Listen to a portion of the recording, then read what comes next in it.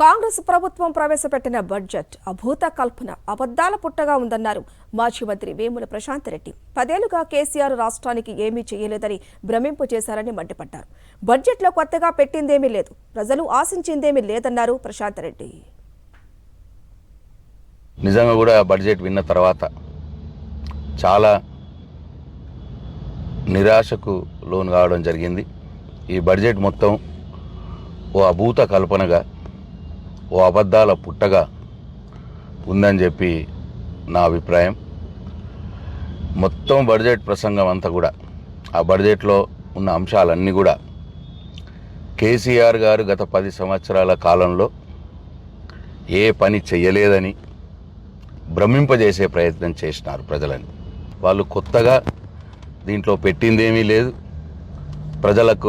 ప్రజలు ఆశించింది ఏమీ లేదు. వారు ఎన్నికలప్పుడు ఏ మాటలైతే చెప్పినారో, ఏ హామీలైతే ఇచ్చినారో, ప్రజల ఓట్లు దండుకొని అధికారంలోకి వచ్చినారో అవన్నిటిని కూడా ఎగ్గొట్టే ప్రయత్నం చేశారు ఈ బడ్జెట్లో.